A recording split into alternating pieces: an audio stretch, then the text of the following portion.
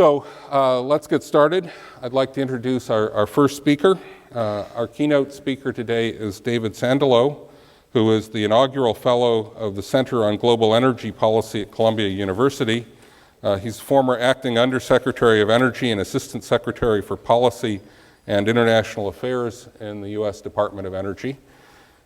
Fortunately, he's no longer with DOE, so he's not furloughed and can be with us today. As acting undersecretary of DOE, he helped manage the department's renewable energy, energy efficiency, fossil energy, nuclear energy, and energy delivery programs with an annual budget of more than $3.5 billion.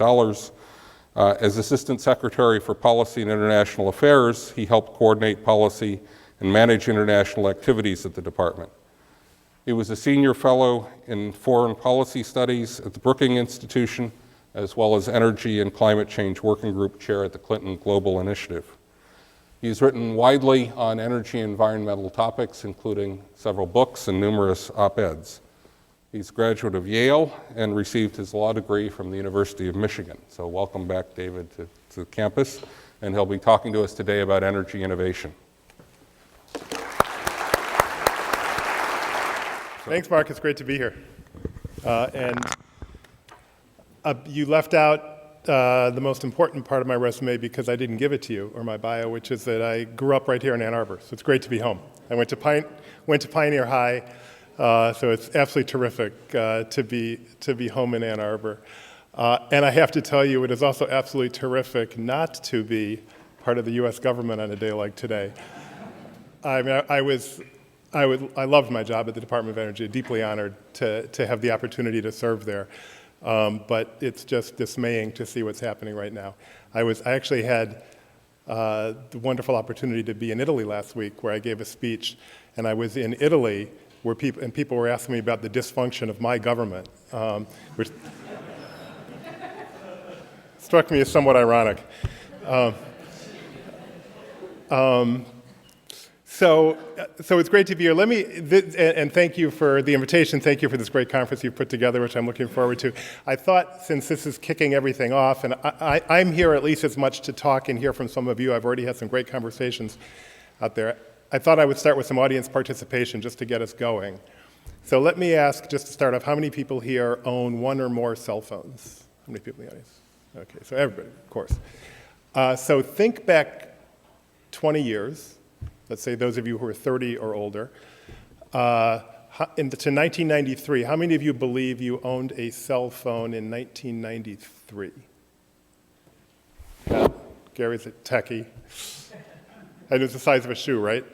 Right. I have a very clear memory. I was actually on the White House staff in 1995, where I went to the first convention, the first conference of parties of the climate convention. It was held in Berlin.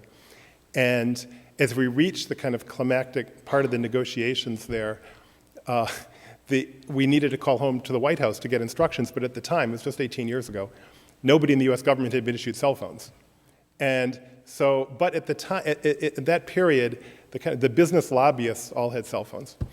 And so I had a choice, I remember. I either could borrow a cell phone from a friend of mine who was a business lobbyist or take a half-an-hour trip back to my hotel to call home. I decided to borrow a phone to call back to get instructions, hoping that the phone wasn't tapped, which I was fairly sure it wasn't. And so, we called home, we got the final instructions from the White House, and we proceeded to finish our work at the conference. In 1993, there were 15 million cell phones on the planet. Today, there are over 6 billion cell phones on the planet, a remarkable rate of technology deployment. How many people own a personal computer with access to the internet? I presume everybody. Think back 20 years, how many people owned a personal computer with access to the internet? A few. This is, an engineering crowd. And last question like this. How many of you have ever driven around with a little black box that talks to you, almost always in a female voice for some reason, and it says, turn left in 50 feet, turn right in a mile? So 20 years ago, how many people in this audience even had the idea of a little black box that could locate you anywhere on planet Earth within 50 feet?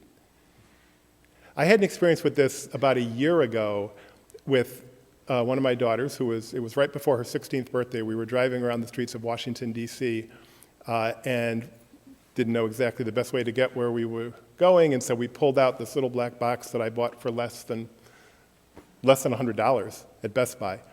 And she pulled it out, I was driving, and she said, "Dad, do you know that this speaks Australian?" And I said, "No, what do you mean?" And she showed me that this has a capability which I didn't realize that the box has, which is that you can program it to speak to you in English with an Australian accent, or in male or female voice, or English with a British accent, or English with an American accent, or French, Italian, Japanese, Chinese. And I was thinking as he did this, if you had told me on the day that she was born, 16 years ago, which was on my mind because we were shopping for a birthday present, if you had told me that I would have this little black box that I could buy for $100 that would locate me anywhere on the planet within 50 feet and speak to me in a dozen languages, I would have said, actually would have summed up the cartoon The Jetsons from my childhood for this. And I would have said, I can't imagine that would happen. Okay, so a couple more questions. So how many of you plugged in your cars last time you pulled into your garage? A few. How many have solar panels on their roofs? A few. Okay, and so last question like this. In this crowd of energy experts, how many of you think you know the cost to run your refrigerator on electricity plus or minus $25 for a year? A few people think there will not be a test at the end. So I think that if I ask those last three questions about plug-in cars, solar panels, knowing the cost to run a basic household appliance on electricity, if I ask those same three questions in 20 years from now, I think there's a reasonable chance that the show of hands would be very different than what we just had. That future is not guaranteed, by the way. It partly depends on a number of factors, including the work of people in this room and policy frameworks, financing, technological advances. But I think there's a reasonable chance that we'll see changes. And so I've been thinking a fair amount since I left government about energy innovation. And I've actually prepared some remarks for today that are quite specific, as you'll see, on a kind of narrow angle that intrigued me on this issue, which I'm going to share with you all. And it's kind of a way of getting into the issue of energy innovation while highlighting some themes. So I'm going to talk about that, and Mark asked me whether I'd be willing to answer questions afterwards, and I'm delighted to answer questions after I deliver remarks and on any topic you want whatsoever. So I guess I just want to start by, again, congratulating the University of Michigan on the Energy Institute and everything you've done here. As I was researching this, I kind of was reminded of the rich tradition that this university has in energy research with the Phoenix Lab, with the real leading work that you do in transportation research. It's really quite extraordinary, and the world relies upon what the University of Michigan does in transportation research. I know we did at the Department of Energy, and research in a lot of other areas as well, in solar and in much more. So the particular topic that I actually want to talk about today is energy innovation and fractals. And I'm sure as I say that, I was thinking that you will be asking two questions. So some of you are asking, what is a fractal? And almost all of you are saying, really? What do energy innovation and fractals have to do with each other? So I want to take each of those questions in turn. So according to and some of you are mathematicians and know this, but according to the American Heritage Science Dictionary, here's their definition of a fractal. A fractal is a geometric pattern exhibiting self-similarity in that small details of its structure viewed at any scale repeat elements of the overall pattern. And here's an example. A classic one called the Sierpinski's triangle. And as you see what's happening in this fractal is, as you move from left to right, each black triangle is replaced or has its center taken out with an inverted white triangle, leaving three more black triangles and continuing the pattern, and that can go on infinitely. And that is a fractal. Another definition from a website devoted to fractals writes, A fractal is a never-ending pattern. Fractals are infinitely complex patterns that are self-similar across different scales. Here's another one that's called a Coax Triangle. You'll see in this, each side of the triangle is replaced, the middle is taken out and is replaced with an equilateral triangle, and that goes on infinitely, like that. So, why are fractals interesting? Nature displays fractals, and here's a leaf which displays a fractal pattern. As you'll see, each individual subpart of the leaf replicates the whole, and you can keep on drilling down, and you have self-similar patterns. The term fractal, by the way, it was first coined by the mathematician Benoit Mandelbrot, and his work drew on antecedents actually back to Leibniz in the 17th century, who worked with recursive functions. But the definition of a fractal and the seminal work was done in 1975 by Mandelbrot. And it was a new field of geometry at the time, which I would note is after I graduated Pioneer High School, just to date myself. And so at Mandelbrot's death a couple of years ago, he passed away in 2010. One mathematician wrote, "If we talk about the impact inside mathematics and the applications in the sciences, Mandelbrot is one of the most important figures of the last 50 years."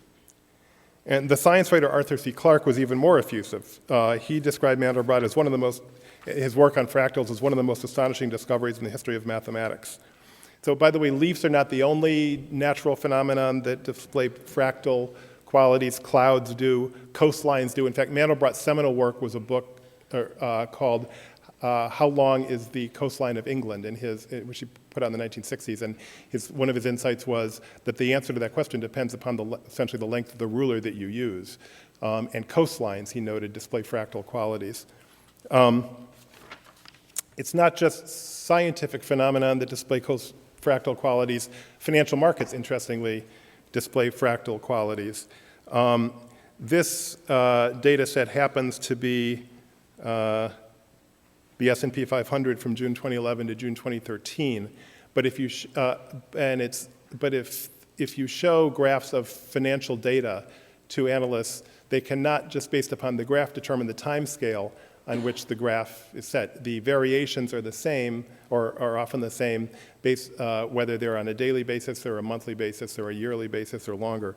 One expert wrote, "Financial markets are fractal. It is impossible to look at an unlabeled price chart and determine whether it is an hourly, monthly, or even a 5-minute chart of the trading action. They all look the same. Markets are fractal." Just a final background note on fractals, and then I'm going to kind of tie this to energy innovation, which is that the aesthetic quality of fractals have gotten widespread attention. If you're interested in this topic, go look at fractals and beauty and Google this. There's a wide, and fractal and art. Google the term fractal art. You come up with some fantastic stuff. This is one of my favorites. Here's another one of my favorites. I like this fractal version of Sierpinski's triangle. Okay, so why am I talking about fractals in a talk on energy innovation? What do fractals and energy innovation really have to do with each other? I want to explore 3 connections and kind of tie it back to some bigger ideas that I've been thinking about on energy innovation. So first, the first is that fractals are actually a tool being used today in energy R&D. Researchers are using fractal geometry in their work on lots of different technologies, including photovoltaics, fuel cells, and carbon capture. It's a range of fuel cells. Just for an example, a team of physicists and chemists from the University of Oregon is exploring ways to use fractals to improve solar energy conversion. They hope a better understanding of fractal branching patterns can help optimize collection of sunlight, improving the efficiency of solar panels. I'll just quote from their project abstract. They say they plan, 1, to simulate the electrical properties of solar devices with a fractal geometry in order to predict the fractal parameters that will provide efficient novel solar devices. 2, to synthesize new inorganic clusters for use in inks for solar materials, and to unite these 2 thrusts in the design of new solar materials with fractal geometries predicted to have properties mimicking the light harvesting fractal patterns found in nature. I looked in my research on this. Another team is looking at whether fractal structures can allow ultralight materials to support heavy loads. And having that would certainly have many potential energy technology applications, from vehicles to building systems to wind turbines. And in addition, interestingly, wind speeds are fractal. That is, monthly and daily fluctuations of wind are the same as fluctuations at shorter intervals. And data from diverse locations establishes this. And that has lots of implications right now if you're a utility trying to manage variable input from grids. So I looked at, the Department of Energy has a tech portal website, which some of you may be very familiar with. It's got licenses, patents, and patent applications coming out of the national labs. And I just inserted the search term fractal into the Department of Energy's tech portal website and found 58 hits with titles like Processes for Applying Control Variables and Having Fractal Structures and lots of others. And I think not all of these, by the way, not all of these patents directly relate to energy technologies, but there's so much coming out of the DOE national labs using the term fractal. I think it suggests that there's an interesting use of this fractal geometry in developing new energy technologies. So it's one connection I wanted to draw between fractals and energy technologies. A second is somewhat different, which is that fractals can be a framework for institutional analysis. There's a growing literature that explores what roles kind of fractal analysis can play as you think about managing large institutions. And in my work, the Department of Energy is one such institution, so I've been spending a lot of time thinking about managing large institutions lately. So questions like, in what ways are institutions different at small scales and large scales? Are there lessons to be learned from understanding the similarities and differences here? Would large institutions be more effective if managers deliberately sought to promote fractal qualities, replicating within the institution, within a larger institution's qualities of smaller parts of it? There's interesting work by a couple of Kennedy School scholars specifically tying fractal qualities to energy innovation, and they wrote, there are certain features for the management of innovation institutions that are important at every scale. From the individual researcher to a research group to divisions, these features could be thought of as fractal characteristics. Another writer wrote, innovation as a cultural characteristic starts with each person. And before innovation can become systematic, it has to grow from 1 person to 2 to 4 to 8 and so on. Like a fractal that's governed by a formula and set of parameters, the formula for innovation to take hold will depend on the individual's initiative and the supportive environment. And here I think the broader point is, as we think about what it will take to accelerate innovation, institutions make a huge difference. We've seen the difference in different sectors in our economy and different companies. Some companies have an innovation culture built into them, some don't.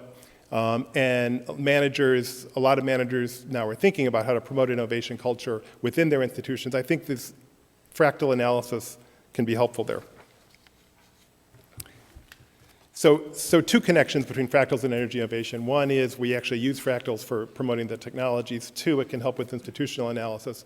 The third and final one I want to draw is that the history of our understanding of fractals, the narrative, tells us something about the potential for energy innovation today.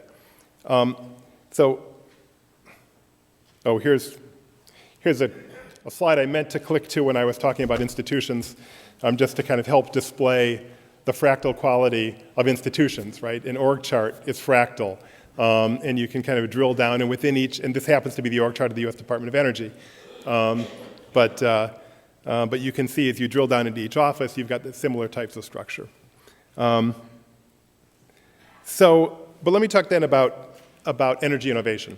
And energy systems change slowly, as Mark actually alluded to in his open remarks. It took a century and this chart, by the way, is along the bottom line, you see, if you can read it, years from 1870 to actually beyond the present. And on the y-axis, you see the percentage of US energy consumption from different sources. And it took 50 years for coal to replace wood as the main source of BTUs that we burn. It took another 50 years for oil to replace coal, and it's not exactly clear where we're headed to now. But energy systems do change slowly. As energy systems, one remark you often hear in energy circles is that If Thomas Edison were alive today, he would recognize almost every part of our current electric grid. And he died in 1931. Solar and wind power first became a focus of national energy policy in the 1970s, part with an Earth Day right here in Ann Arbor. Yet today, solar and wind power provide less than 6% of the power on our electric grid. The contrast with other sectors is striking. I've already pointed that out with my examples on cell phones and personal computers and GPS devices. But just think also about electronic media. I mean, a century ago, essentially nobody listened to electronic media of any kind. And in the same period, the electric grid has stayed essentially the same from the 1920s to today. And there are, I don't want to overplay that, there are obviously some differences, particularly in the past 5 or 10 years on the electric grid. But in the same period that we have essentially the same electric grid, we've gone through cycle from radio to movies, to televisions, to personal computers, to smartphones with streaming videos. And all of those technologies have moved to market and changed lives. So why do energy systems change slowly? I think it's in part because energy assets are very long-lived. Coal plants last for more than 50 years. Cars are on the road for an average of 12 years in the United States. In part, it's because of an underinvestment in R&D. The electric utility sector spends less than 0.5% of its annual revenues on R&D. One of the smallest sectors, a striking contrast with others. And in part, it's because incumbent industries wield substantial political power, and they often resist change, and they've been fairly effective at doing that in the energy sector. So those are, I think, among the reasons that energy systems change slowly. A friend of mine, the physicist Steve Koonin, summed up the relevant factors for why energy systems change slowly as scale, ubiquity, longevity, interdependence, and incumbency. But so interestingly, despite this slow change of energy systems for the reasons I was just talking about, in the past half decade, there have been at least 2 areas in which we have seen rapid innovation in the energy sector. And I just spent 4 years working for Steve Chu, who's just a tremendous guy, and who is in the U.S. Energy Secretary, and it's a very unusual profile for a secretary of anything. He won the 1997 Nobel Prize in Physics, and I am not a physicist, but I absorbed a lot of physics terms in the course of spending 4 years with him, and one of them that he liked to use is existence proof. And after the third time he used that in my presence, I said, "What do you mean by an existence proof?" And he said, "It's simple. It just means if it happened, then it's possible." And that's the concept of an existence proof. And we have an existence proof of the possibility of rapid technological change in the United States in at least 2 areas. Oh, I keep on.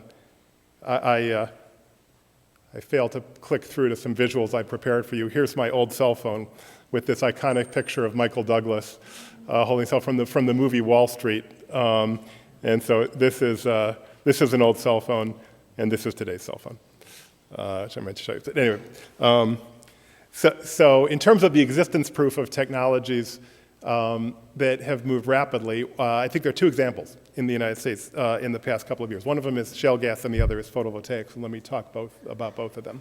So it's quite remarkable what's happened with hydraulic fracturing and horizontal drilling and the rapid explosion of shale gas in the past couple of years in the United States. In 2006 or maybe even 2007, the Energy Information Agency put out its annual look ahead for the U.S. energy industry, and it did not even in 2006. I'm sure it did not even mention the word shale gas. So they did not have shale gas on their radar screen looking ahead in 2006.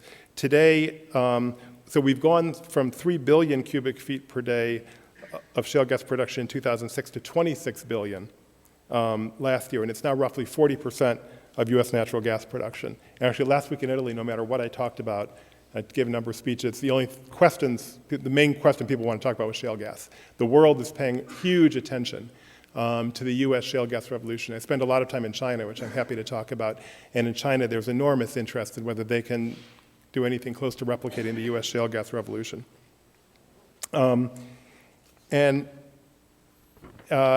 A decade ago, construction of natural gas import terminals was underway up and down the U.S. East Coast. Today, more than a dozen companies are seeking approval to export U.S. natural gas.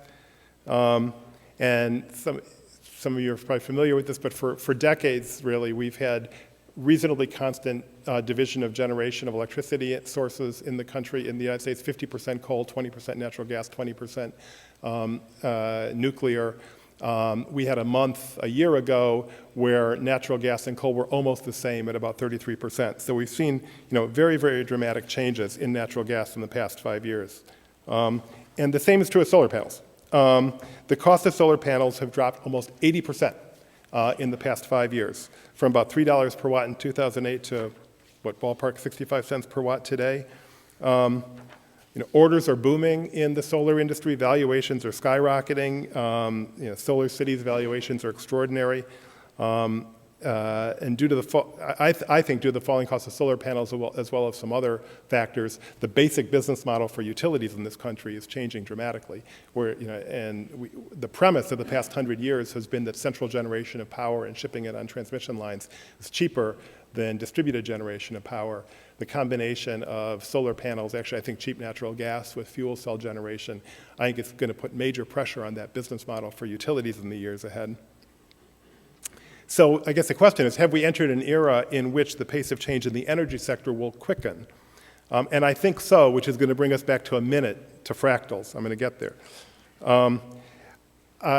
The inventor Ray Kurzweil has thought a lot about this, and he writes about the law of accelerating returns when it comes to technological change.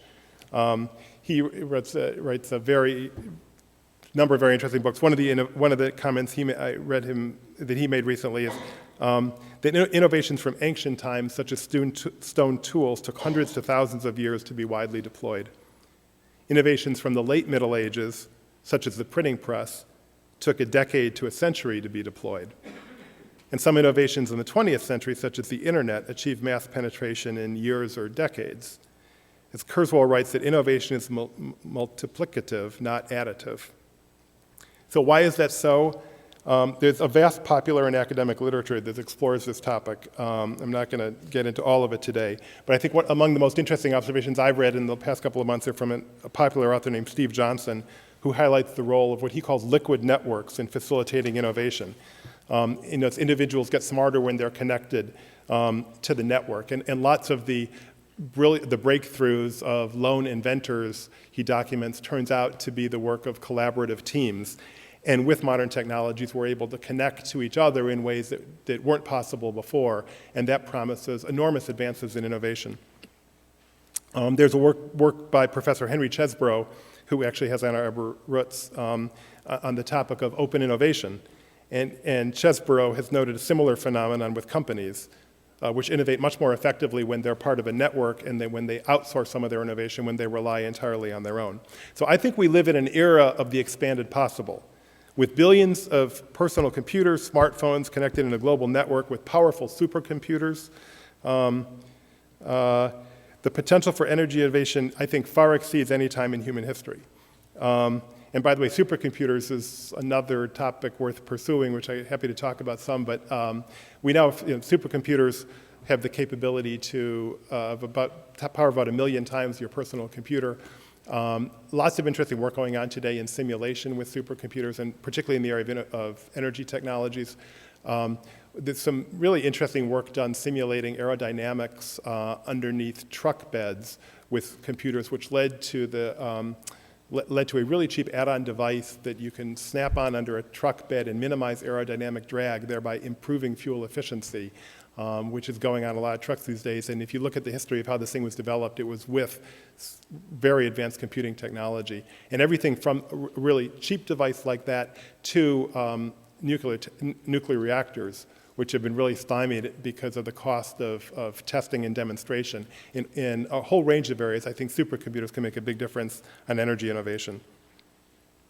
Many of the barriers that have slowed the change in the energy sector remain, but I think the combination of supercomputers and a connected network mean that we have more tools to take aim at those barriers than ever before. And so just consider, kind of by way of comparison, the history of our understanding of fractals, just to tie it back to that. I mean, many of the core insights of mathematics date back thousands of years.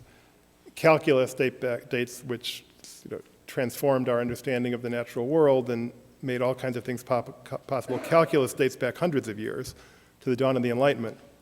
Fractal geometry is a new field of mathematics which, as I said before, didn't exist when I graduated high school. As the mathematician Stephen Wolfram wrote, one might have thought that such a simple and fundamental form of regularity would have been studied for hundreds, if not thousands of years. But it was not. In fact, it rose to prominence only over the past 30 years or so.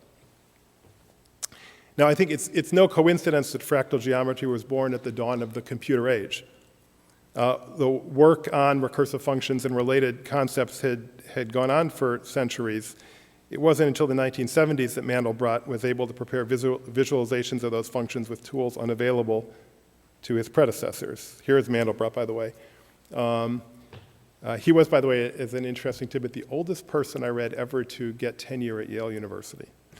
So it was a combination of Mandelbrot's genius and computer graphing tools, which were not available to his predecessors, that were combined to reach this kind of wide-ranging, this new idea with wide-ranging applications in mathematics, sciences, financial markets, and more. I think Mandelbrot's breakthrough highlights the potential for energy innovation in the decades ahead. New tools offer the potential for breakthroughs in energy technology even greater than those we've seen in shale gas and solar in recent years. Those breakthroughs could have far-reaching and unforeseen consequences. We can't count on such breakthroughs, but we can shape conditions that make them more likely. We can also continue working on steady incremental improvements, which may come more quickly and have more impact in the years ahead. So what are the implications for public policy? That's a topic I'll leave to another speech and further research. But it's interesting to note that the US federal government agency that gets the most applause for its work in energy innovation is an agency called ARPA-E. And some of you, I think, are grantees of ARPA-E.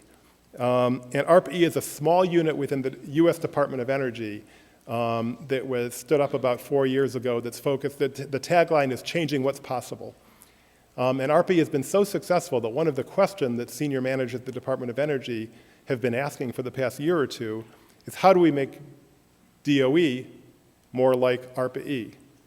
And that, I will say in conclusion, is a fractal question. So, thank you very much.